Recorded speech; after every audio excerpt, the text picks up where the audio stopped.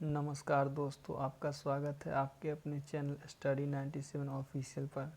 आज हम जीव विज्ञान के 40 वस्तुनिष्ठ प्रश्नों को हल करेंगे, जिसके 4 विकल्प दिए गए हैं, जिसमें केवल एक विकल्प सही है। तो चलिए शुरू करते हैं। पहला प्रश्न है, जीवन की मूलभूत इकाई क्या है? ऑप्शन है कोशिका, अंग, ऊतक, नाभिक। तो इसका सही ऑप्शन है कोशिका।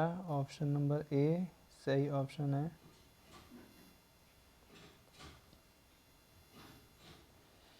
ऑप्शन क्वेश्चन नंबर 2, कोशिका के बारे में निम्न में से कौन सा कथन सही नहीं है? कोशिकाओं के आकार और आमाप विशिष्ट कार्य से संबंधित होते हैं। कुछ कोशिकाओं के बदलते आकार होते हैं। प्रत्येक कोशिका में निष्पादन की अपनी क्षमता होती है। सभी देह ऊतकों में एक ही प्रकार की कोशिका विद्यमान होती है। तो ऑप्शन नंबर डी गलत कथन है। तो इस प्रश्न का सही आंसर ऑप्शन नंबर डी है। अगला प्रश्न, निम्नलिखित में से कौन सा कोशिकांग पादप कोशिका में पाया जाता है किंतु जंतु कोशिका में नहीं पाया जाता है? ऑप्शन है chloroplast, endoplasmic reticulum, mitochondria, ribosomes. इसका सही आंसर है क्लोरोप्लास्ट, ऑप्शन नंबर ए। अगला प्रश्न है, कोशिका का जीवित अंश जीव द्रव्य कहलाता है। यह किससे बना होता है? केवल कोशिका द्रव्य से, केवल केंद्रक द्रव्य से, कोशिका द्रव्य और केंद्रक द्रव्य, कोशिका द्रव्य, केंद्रक द्रव्य और अन्य कोशिकांग से मिलकर बने होते हैं। ऑप्शन नंबर डी, 4 का ऑप्शन नंबर डी सही है। अगला प्रश्न है, 80% से अधिक कोशिका में पाए जाने वाला पदार्थ है।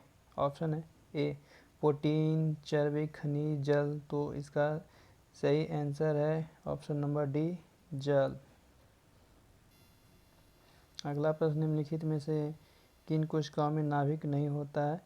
ऑप्शन है मूल रोम कोशिका, लाल रक्त कोशिका, प्लेटलेट्स, मोनोसाइट। तो दोस्तों इसका सही आंसर है लाल रक्त कोशिका। लाल रक्त कोशिका में नाभिक नहीं होते, इसलिए 6 का ऑप्शन नंबर बी सही है। अगला प्रश्न है, निम्न में से कौन से कोशिकाओं के आत्मघाती बैग कहे जाते हैं? Lysosomes, ribosomes, dictyosomes, phagosomes. दोस्तों इसका सही आंसर है लाइसोसोम्स, ऑप्शन नंबर ए।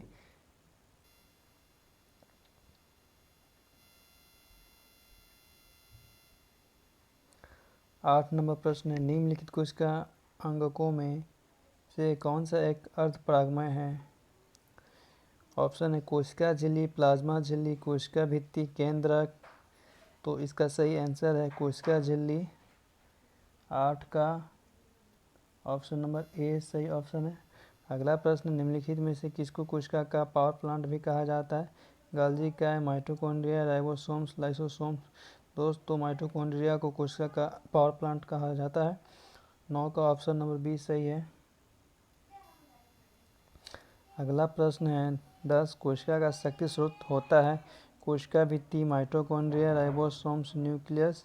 उपयुक्त में से कोई नहीं, उपयुक्त में से एक से अधिक। तो कोशिका का शक्ति स्रोत माइटोकॉन्ड्रिया होता है, 10 का ऑप्शन नंबर बी।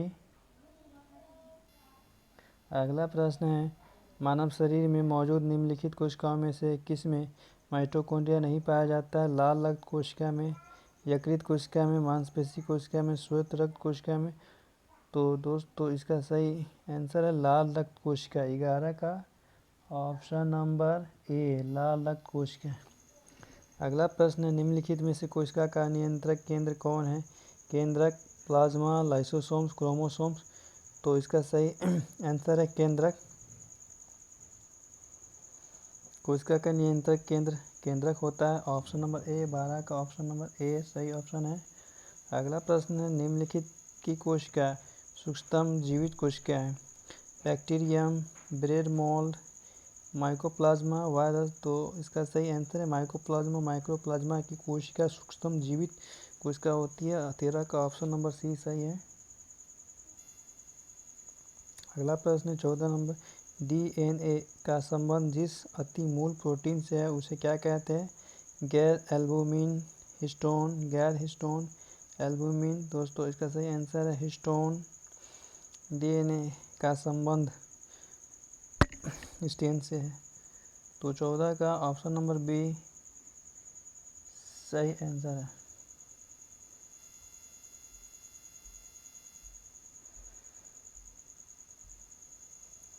अगला प्रश्न है, निम्नलिखित में से किस एक कोशिकीय कोशिकांग समूह में डीएनए होता है?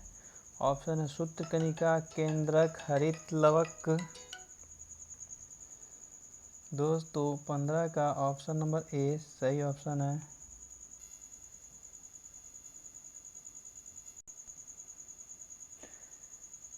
अगला प्रश्न है, डीएनए की पॉलीन्यूक्लियोटाइड श्रृंखला में क्या समाविष्ट होता है? ऑप्शन है एक नाइट्रोजन क्षारक, डीऑक्सी राइबोस शर्करा और फास्फेट समूह। दोस्तों इसका ऑप्शन नंबर ए ही सही है, तो 15 का ऑप्शन ए सही आंसर है। 17 नंबर प्रश्न है, चिकनी अंतर्द्रव्यी जालिका के अनुपूरक कार्यों में से एक कार्य है प्रोटीन संश्लेषण, लिपिड संश्लेषण, जैव अणुओं का भंडारण, विषैले पदार्थों का निर्विषीकरण। तो 17 का ऑप्शन नंबर डी विषैले पदार्थों का निर्विषीकरण ये सही ऑप्शन है। 17 का ऑप्शन नंबर डी सही। अगला प्रश्न है 18, निम्नलिखित में से क्या डीएनए में मौजूद रहता है किंतु आरएनए में मौजूद नहीं रहता है? ऑप्शन है थायमिन, एडेनिन, ग्वानिन, साइटोसिन। तो ऑप्शन नंबर ए थायमिन 18 का सही आंसर है thymine, option number A. 19 number प्रश्न है, आरएनए का प्राथमिक कार्य क्या होता है? प्रकाश संश्लेषण, प्रोटीन संश्लेषण, प्रतिकृति बनाना, अनुवाद करना। तो आरएनए का प्राथमिक कार्य है प्रोटीन संश्लेषण करना, ऑप्शन नंबर बी सही ऑप्शन। 19 का ऑप्शन नंबर बी। अगला प्रश्न है, राइबोसोम्स होते हैं डीएनए, आरएनए, प्रोटीन्स, इसमें से कोई नहीं। तो राइबोसोम्स आरएनए होते हैं, ऑप्शन नंबर बी सही है।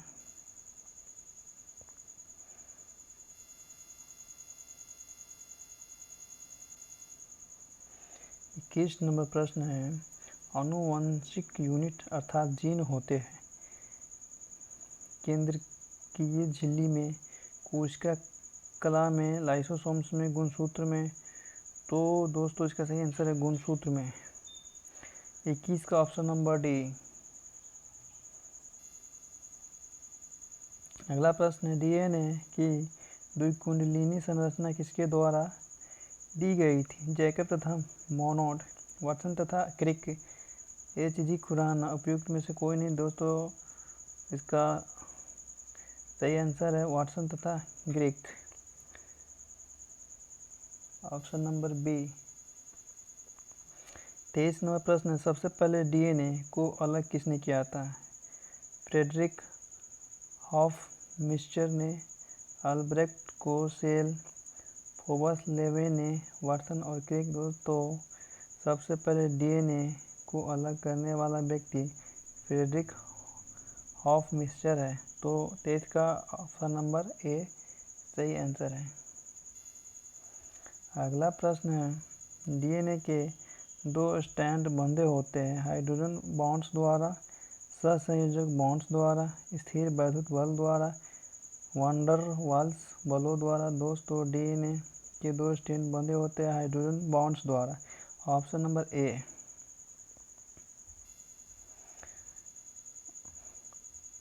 अगला प्रश्न है 25 नंबर, डीएनए के एक तंतुगुच्छ से आरएनए में आनुवांशिक सूचना के प्रतिरूपण की प्रक्रिया क्या कहलाती है? स्थानांतरण, अनुलेखन, प्रतिकृतियन, उत्परिवर्तन। दोस्तों इसका सही आंसर है अनुलेखन, ऑप्शन नंबर बी। 25 का ऑप्शन नंबर बी सही है आंसर। 26 प्रयोगशाला में सर्वप्रथम डीएनए का संश्लेषण किसने किया था? मिलर ने, खुराना ने, डी ब्रीज ने, केल्विन ने, तो इसका सही आंसर है खुराना ने। प्रयोगशाला में सर्वप्रथम डीएनए का संश्लेषण खुराना ने किया था, तो ऑप्शन नंबर बी सही आंसर है। डी अगला प्रश्न है, डीएनए अंगुली छाप का प्रयोग किसकी पहचान के लिए किया जाता है? माता पिता, बलात्कारी, चोर, उपयुक्त सभी, तो ऑप्शन नंबर डी सही इसका आंसर है।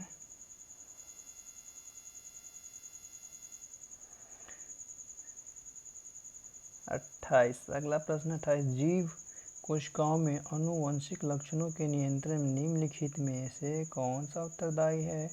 Enzyme, hormone, RNA, DNA. दोस्तों इसका सही आंसर है डीएनए। 28 का डीएनए।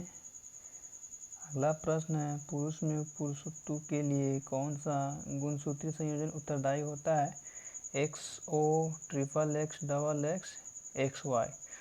तो दोस्तों 29 का ऑप्शन नंबर डी सही है, XY। पुरुषों में पुरुषत्व के लिए XY गुणसूत्रीय संयोजन उत्तरदायी होता है। अगला प्रश्न है 30, मनुष्य में कौन से क्रोमोसोम्स के मिलने से बालक का जन्म होगा? दोस्तों हम सब जानते हैं पुरुष का Y व स्त्री का X होना चाहिए, तो ऑप्शन नंबर सी में है, 30 का option number C.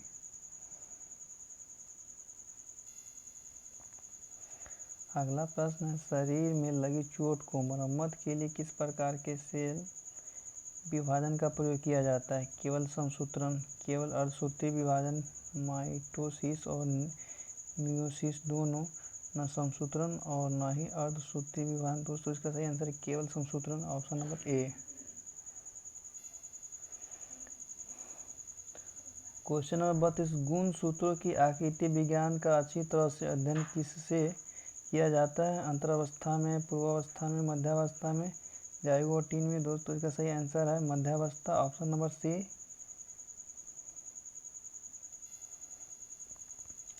Question number 33, विषाणु में निम्नलिखित में से कौन सी एक विशेषता नहीं होती है? डीएनए या आरएनए की मौजूदगी, परपोषी कोशिका के भीतर प्रजनन, स्वभाव से पूरी तरह परजीवी, कोशिका भित्ति की मौजूदगी। ऑप्शन नंबर डी इसका सही आंसर है, 33 का ऑप्शन नंबर डी सही। अगला नंबर, विषाणुओं में होता है केवल डीएनए, केवल आरएनए, केवल डीएनए, या तो आरएनए या डीएनए। ऑप्शन नंबर डी, 34 का ऑप्शन नंबर डी सही आंसर है। अगला प्रश्न है 35 नंबर, पौधों को संक्रमित करने वाले अधिकांश विषाणु में क्या होता है? एकल तंतुगुच्छ वाला डीएनए, एकल तंतुगुच्छ वाला आरएनए, दोहरे तंतुगुच्छ वाला डीएनए और आरएनए। केवल दोहरे तंतुगुच्छ वाला आरएनए होते हैं, तो ऑप्शन नंबर डी, 35 का ऑप्शन नंबर डी सही है। अगला प्रश्न है 36 नंबर, विषाणुओं के संबंध में निम्नलिखित में से कौन सा कथन सही नहीं है? ऑप्शन है, प्रजनन करने के लिए विषाणुओं को जीवित कोशिकाओं की जरूरत होती है, परपोषी के बाहर विषाणु रासायनिक पदार्थों के समान होते हैं, प्रकाश संश्लेषण के माध्यम से विषाणु अपने आहार का संश्लेषण कर सकते हैं, तो सही है ये 36 का ऑप्शन नंबर सी सही आंसर है।